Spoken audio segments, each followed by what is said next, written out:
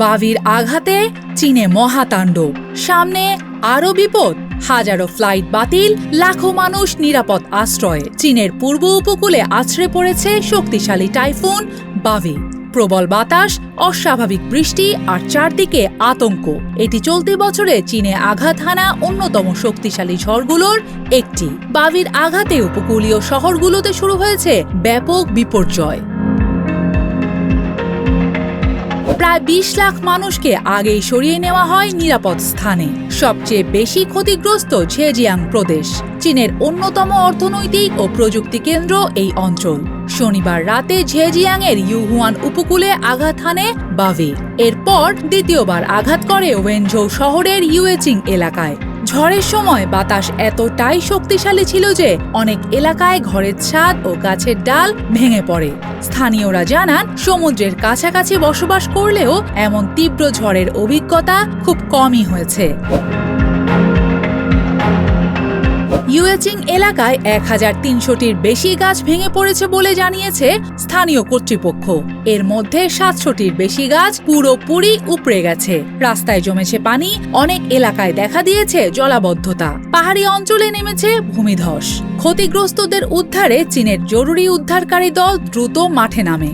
বাভির প্রভাব শুধু উপকূলেই সীমাবদ্ধ থাকেনি, চীনের যোগাযোগ ব্যবস্থাও বড় ধাক্কা খেয়েছে।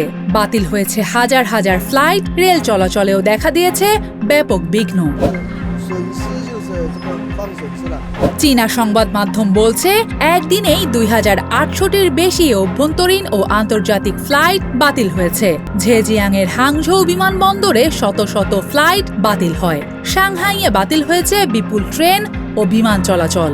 শুধু তাই নয়, এর আগেও বাভির প্রভাব পড়েছে তাইওয়ান ও জাপানে। তাইওয়ানের উত্তরাঞ্চলে ভারী বৃষ্টিতে কিছু এলাকায় প্রায় ৮০ সেন্টিমিটার পর্যন্ত বৃষ্টিপাত রেকর্ড করা হয়। শতাধিক মানুষ আহত হন, বাতিল হয় শত শত ফ্লাইট। জাপানের ওকিনাওয়া অঞ্চলেও শক্তিশালী বাতাস আঘাত হানে। হাজার হাজার পরিবার বিদ্যুৎ বিচ্ছিন্ন হয়ে পড়ে।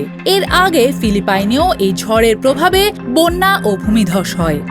সবচেয়ে বড় উদ্বেগ এখন চীনকে ঘিরে। বাভি স্থলভাগে ঢুকে দুর্বল হয়ে গেলেও এর বিশাল মেঘমালা এখনো সক্রিয়। আবহাওয়াবিদেরা সতর্ক করেছেন, আগামী কয়েকদিনে পূর্ব ও উত্তর চীনের বিস্তীর্ণ এলাকায় ভারী বৃষ্টি হতে পারে। বাড়তে পারে আকস্মিক বন্যার ঝুঁকি, হতে পারে নতুন ভূমিধস।